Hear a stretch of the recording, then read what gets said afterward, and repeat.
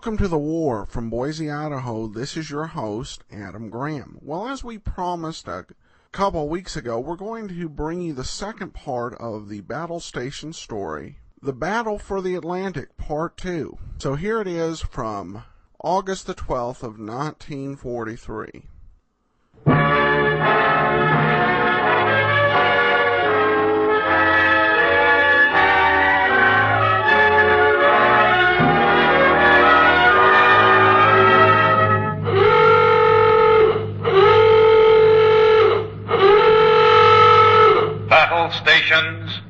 Battle stations.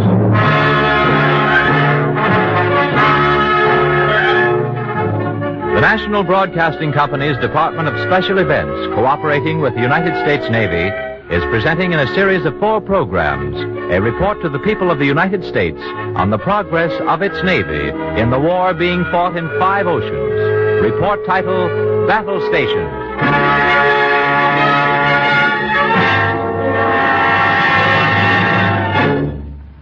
Tonight, the Battle of the Atlantic, Part 2.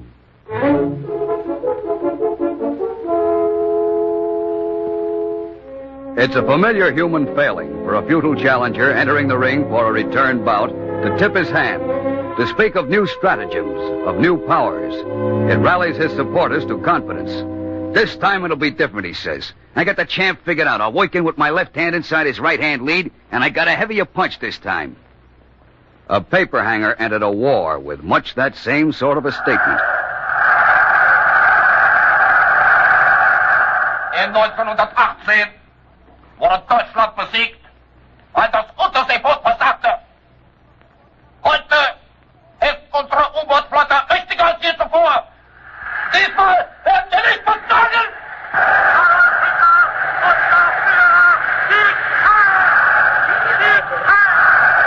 Germany was defeated in 1918 because of the failure of the U-boat. Today, our U-boat fleet is powerful. We will not fail again. Right from the feed box, to mix the metaphor, straight from the horse's mouth. And containing a high percentage of truth from a man never noted for his veracity. Germany defeated in 1918 because the U-boat failed. 25% true. Today, Germany's U-boat fleet is powerful. True. Germany will not fail again. We shall see.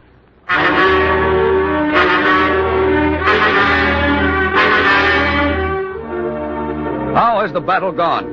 The Battle of the Atlantic. Anxious millions have followed its progress from bad...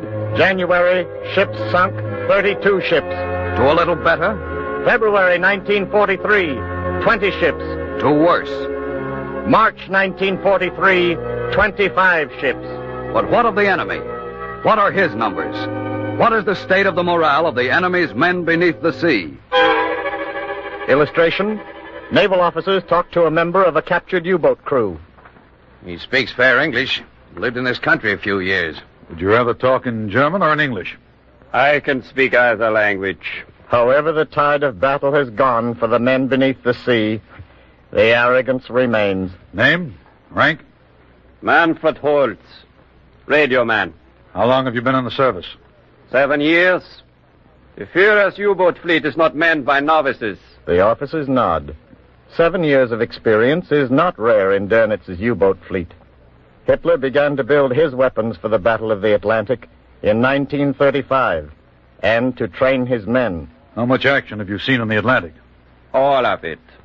I have fought in the Atlantic since the start of the war. If you give me a chart, I will show you where our sinkings have been accomplished. Get a chart for him. Yes, sir. He's not trying to be helpful. Their invisibility in battle robs them of the glory they believe should be theirs. This fellow now would like to boast, and perhaps to mislead. Here's the chart.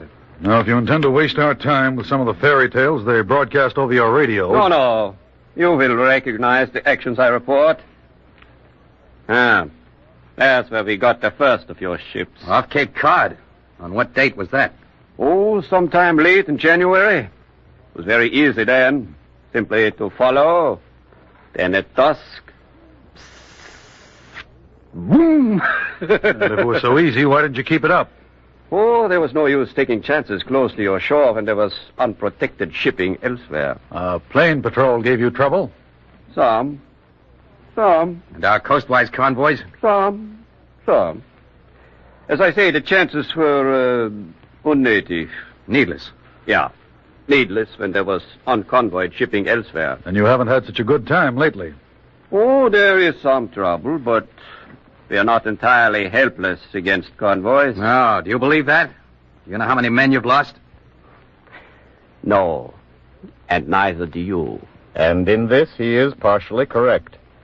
Unofficial estimates in April placed the Nazi losses then at 12,000 trained officers and men lost or taken prisoner.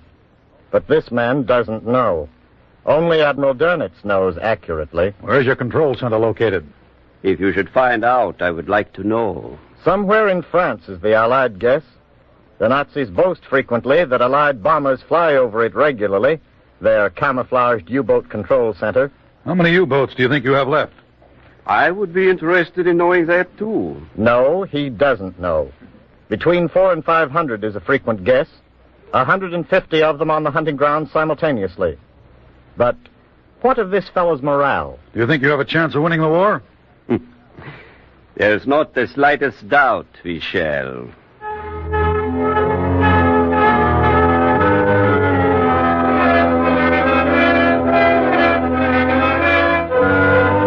Yes, in March, the Nazi U-boat crew still had the highest morale of the German fighting forces. They were tough, hardened, and they were winning the Battle of the Atlantic last March. This meant postponement of the dreaded Second Front in Europe, for it could not be launched until the steady flow of material of war across the Atlantic was assured. Yes, their morale was high in March, for in February, they had had good news. This is Berlin calling, the overseas service of the Reichsrundfunkgesellschaft. Here's an important announcement from the Führer's headquarters. Vice Admiral Karl Dönitz has been appointed by the Führer to succeed Admiral Erich Raeder as Grand Admiral of the German Navy. Here's a recording of the historic pledge Grand Admiral Dönitz has made to our Führer. Die gesamte deutsche Kriegsmarine wird in Zukunft in den Dienst des unbeschränkten U-Boot-Krieges gestellt werden.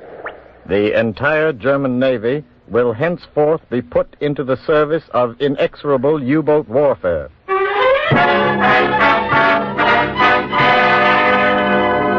Morale was high in the Nazi U-boat fleet in March. The moment of the supreme test had arrived, and their victory was in sight.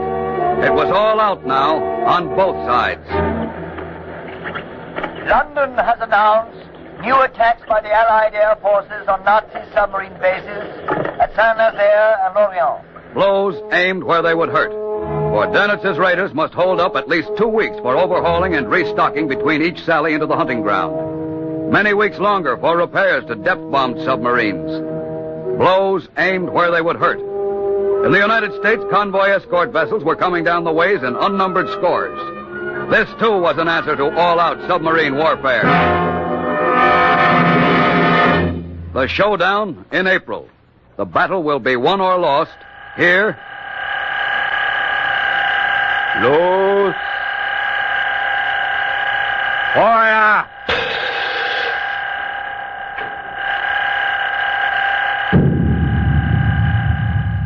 Or here.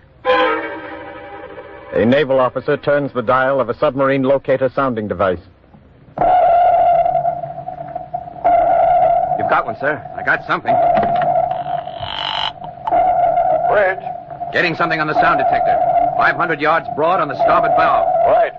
Progress is tearing the cloak of invisibility from the raiders beneath the sea. You are hearing first a tone sent out by the escort vessel, then that tone as it returns, reflected from the hull of a submarine.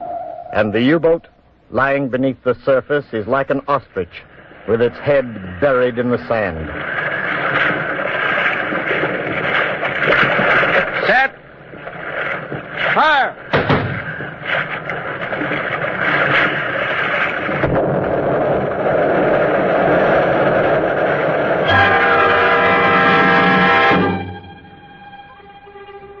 The Battle of April.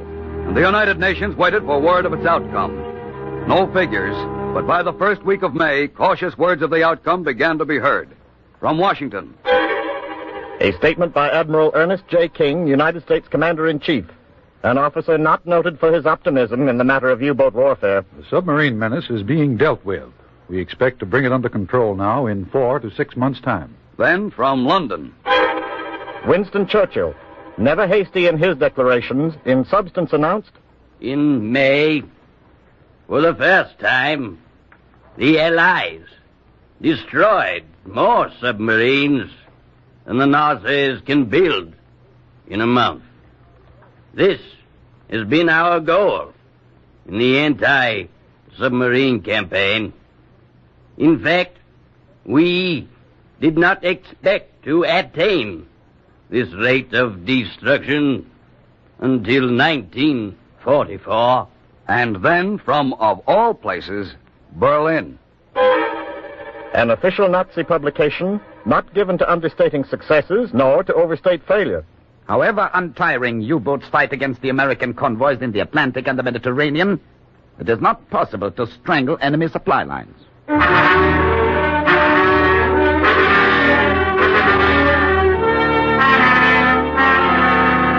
Who won the Battle of April? Losses in April, 14 ships. Much lower than March. The Battle of May? Losses in May, 9 ships. Lower still. June. How went the battle in June? A joint British-United States statement. June losses from submarine attack were the lowest since the United States entered the war.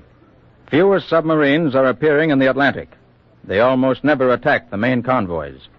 But the sinkings of Axis submarines continue, substantial and satisfactory.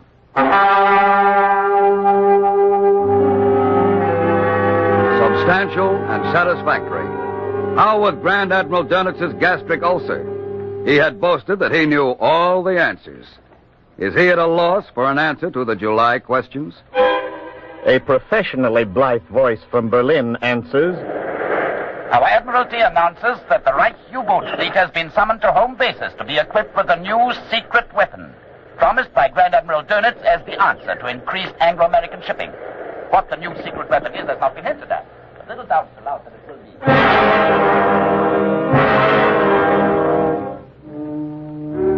Secret weapon. A timely variation on an old theme. Yes, the U-boat fleet disappeared from its old hunting grounds, while the United States' not-so-secret weapons continued to take to the air, to the sea, and old techniques received new polish. the weapons, DD, DE, SC, PBY, YP, PC, K2, the cutter, destroyers, destroyer escorts, sub-chasers, patrol planes, converted yachts, patrol ships, blimps. K2 is a blimp. At the start of the war, there were just 4. Today, there are many more. Their specifications and performance an open secret. Their effectiveness well known to the raiders that lurk below the waves. K2, 250 feet long, can cruise up to 2,000 miles at 55 miles an hour. With a crew of 8, armament including machine guns, bombs, and depth charges. They have the ability to patrol 2,000 square miles of ocean every 12 hours, have a visibility of 5 miles in all directions, can see as deep as 70 feet below the surface. K2s hover over the clues, oil smears, air bubbles, the glow of the U-boat at night, the feather of the submarine's wake.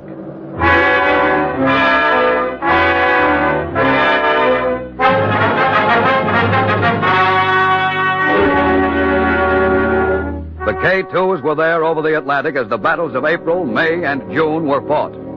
Now, of DD, DE, PC. PCs are patrol ships, 170-footers of steel construction. And where are they built? On the shores of the Great Lakes, along the New England coast, and inland. These are the sub-chasers, direct in line of descent from the famous Cinderella boats of the First World War.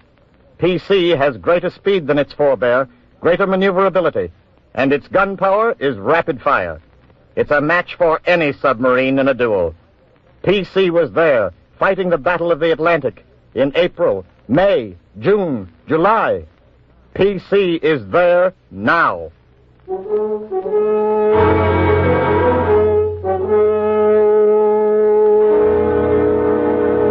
All were there.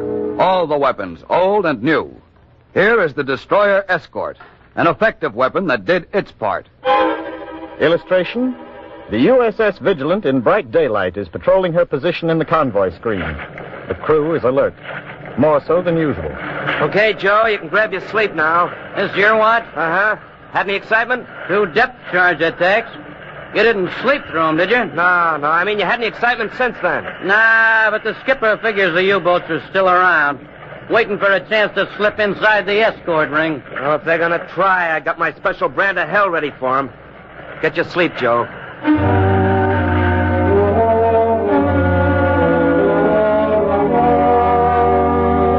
No sleep for Joe. Not for a while. For the phone from Soundman to the bridge speaks. Contact, Captain. Broad on the starboard bow. Range 500 yards. How good is it? Very good. Pretty sure it's a submarine. Come right to 015. Right to 015, sir. General quarters, Captain? Not this run. All depth charges ready, sir. Very good.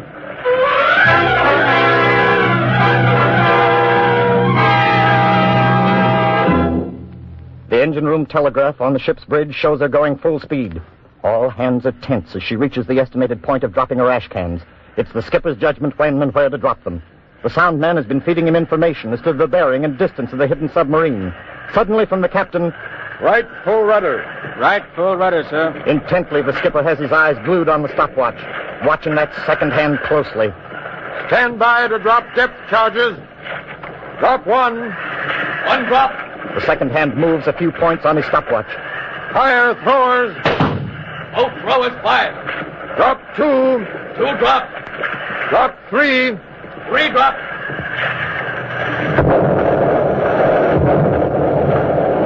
The charges explode at their set depths, and the DE bounces on the waters upheaved from below. The men cling to railings and stanchions until the spray off the fantail has fallen, and the sea slowly recovers from the shock of explosions underwater.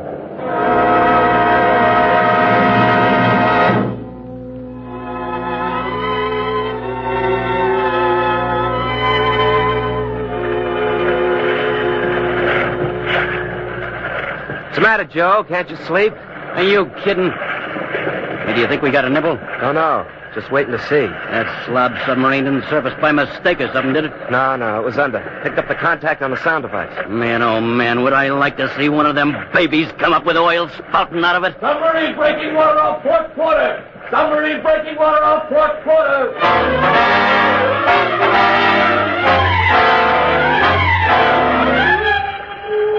Less than 600 yards away lies the long, gray hull of a Nazi U-boat, its decks awash. The skipper on the deck trains high-powered glasses on the quarry. Men coming from its conning tower. Think they're quitting, Captain? All deck guns open fire! Oh, so they want to fight, eh?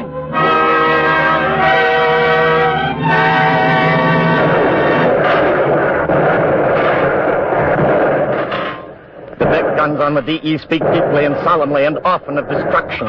The range shortens, and the shells find their marks in the plates of the submarine, and the 20-millimeter slugs slice across the U-boat deck. Then the sub settles, points its bow toward the sky, and dives to the bottom.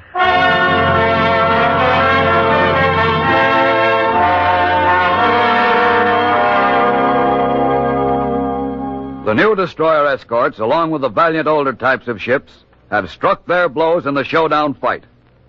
No, these are not secret weapons. Theirs are not cosmic punches.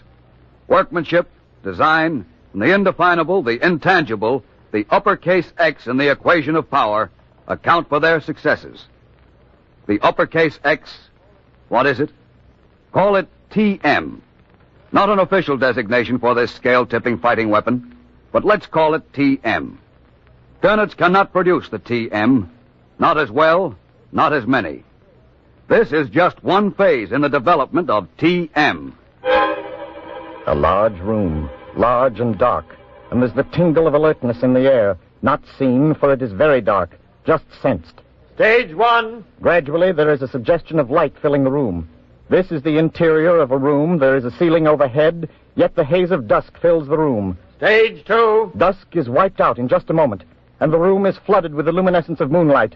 And with the introduction of this light, young men can be seen staring unblinkingly into the void. Stage 3. Moonlight gives way to the gray of dawn. This is a phase, a feature of the development of the Navy's most vital weapon, TM, trained men. In special courses of training directed by the Commander-in-Chief of the Atlantic Fleet, they are learning, being trained, to see in near darkness, to be armed in combat with a vital power, trained eyesight. These are TM, successor to the ersatz product now rapidly vanishing in obsolescence, the totalitarian Superman. These are trained free men, Navy weapons that have proved their worth. Navy Gospel. Ships without well-trained men are only ships. Ships with well-trained men are men of war. The eyes that have sighted the subs, the hands that have set the courses, set the fuses, fired the guns, have written the record that proves the worth of the Navy's intangible. The uppercase X in the equation of power. Trained men. Yes, we have one of these men here in the studio tonight. He is Joseph K. Brainerd, Seaman First Class, Regular Navy. Where are you from, Joe? Wycliffe, Ohio. That's just east of Cleveland. Well, I guess battle stations means more to you than just the name of a radio program. It sure does. It means life or death to us in the Navy. When general quarters is sounded and we rush to our battle stations, we know that we must get there in a few seconds, whether we're dressed or not, regardless of what we've been doing. Not only our own lives, but the life of our ship depends on every man doing his own job in time of danger. What about the rest of the time, Joe? There isn't any other time. Any moment may be dangerous on a ship at sea in time of war. That's why the Navy takes such great pains to train us for action. That's why we study so long and so hard. Why we go through drills. Why we get every detail of our job down pat and go over it time and time again. A ship is run by teamwork. Teamwork involving every man aboard. At times, does the training get tiresome? No question about it. At times we get tired of standing watch for hours without anything happening. Especially when you're bitterly cold, and you're soaking wet from spray coming over the bow, and it's dark, and there may be a German submarine 400 yards away and you can't see it. If you try to relax for 5 minutes, that can be a bad 5 minutes. Why, Joe? You might come to with a start and see a suspicious-looking object out there in the water. It might turn out to be an empty barrel, or the wake of a porpoise, or even a funny breaking wave or a low cloud in the horizon. But if there's the least bit of doubt in your mind, you pass the word and immediately sound general quarters. Then a guy's off watch compiling up on deck, some with their pants or shoes off, but all of them with their life jackets on, ready for anything. What happens if it's a false alarm? Nothing. Nobody squawks about being pulled out of bed or away from chow or the card game. They know it might have been a submarine, and that they might have been in the water by then. They just say, "That's okay, boy, you keep your eye on the water. And if you see something else funny, just give us another buzz. We'll be right back up." These false alarms and the day-by-day routine on shipboard must get you down at times. Not exactly, but the tenseness of waiting is bad sometimes. It's a tight feeling, exactly like the feeling you get in a dressing room before a football game. But it goes away as soon as general quarters sounds, and you're ready to do your assignment. But aside from the calls to battle stations, every day is pretty much the same. It's a routine of 4 hours on watch and 8 off. No matter between any day in the week. We're always surprised when we're reminded that it's Sunday and time for church services. Maybe nothing will happen all day, but it's still important to be ready for anything. And your listeners are mighty glad that you are ready. Thank you, Seaman Joe Brainerd.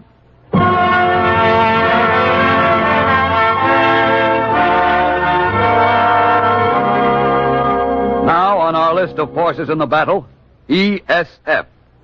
ESF. No, not a surface ship, not a secret device, not a secret technique. ESF is the Eastern Sea Frontier, whose defense is controlled by closely integrated frontier units directing the fine science of U-boat detection, directing the task forces that smash the marauders. Somewhere on the Atlantic coast is located the headquarters of the Eastern Sea Frontier, one of the several sea frontiers doing equally valiant work in the Battle of the Atlantic.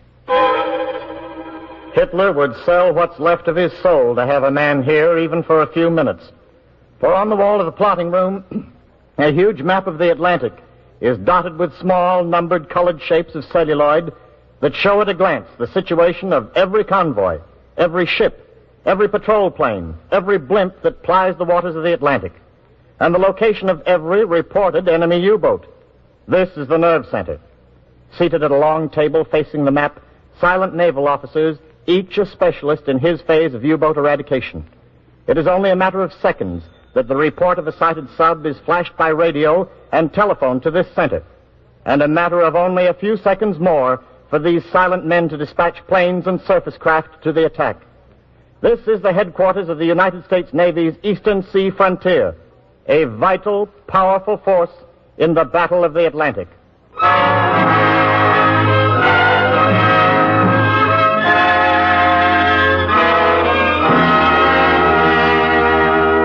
The Battle of July is ended, and the United Nations await the significant news of its outcome.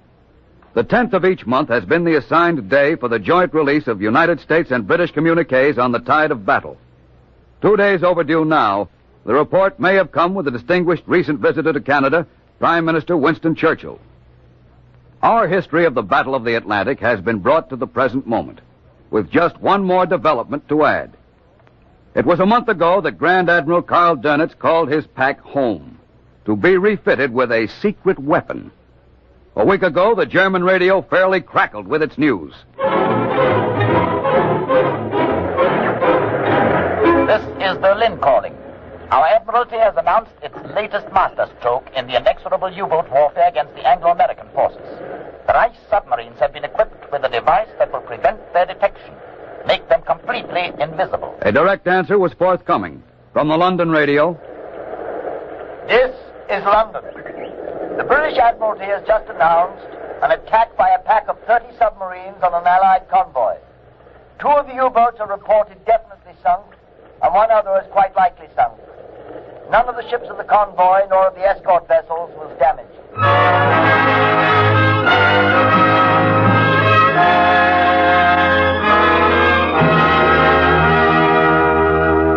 It will be for some future historian to record whether it will be the Allied navies or the Axis Naval Command who adds the final perfecting fillip that makes the Axis U-boat completely invisible. But the Battle of the Atlantic goes on. The final score has not been written. Final victory will take more ships, more planes. American workers in the factories have helped bring the battle to the present favorable turn. It is in the workers' power to help bring the final victory. Keep sending the weapons, America. Your Navy will put them to good use.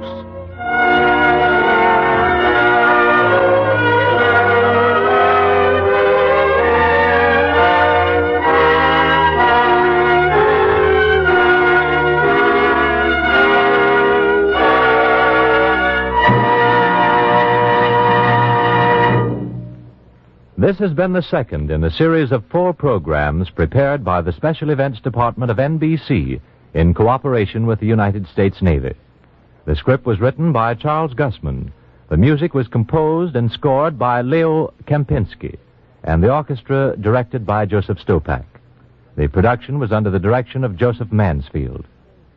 Next Thursday at this time, Battle Stations tells the story of the development of the Navy's air arm, of the pioneering that has given the air arm its striking power, the first launching of an aircraft from ship deck, the first landing of an aircraft on ship's deck, pioneering with the catapult, with dive bombing, the first air crossing of the Atlantic. Next week on Battle Stations.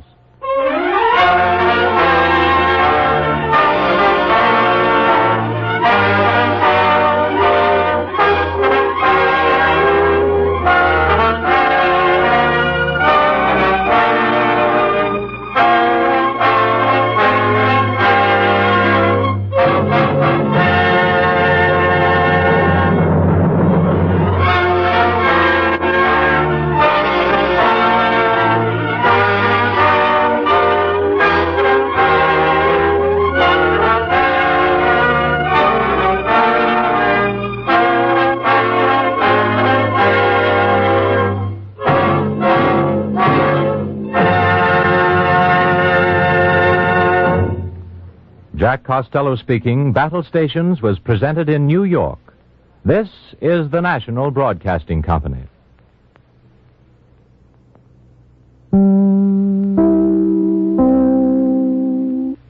Welcome back. Well, a great story, and I think, just listening to it, not myself any strategic expert, but it seems like the German naval strategy was very one-dimensional, which made it so vulnerable. And that seems to be the point the episode was making with it's pointing to all of these different systems that Americans were using. And as they said, nothing really top secret about the machinery, but really a story of perseverance and continual improvement in order to turn the tide in the Battle of the Atlantic.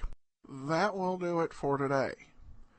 If you have a comment, email me box13@greatdetectives.net. I welcome your story or that of loved ones who served during World War II. Ken Curlin provides our opening theme music, kencurlin.com. I am your host, Adam Graham.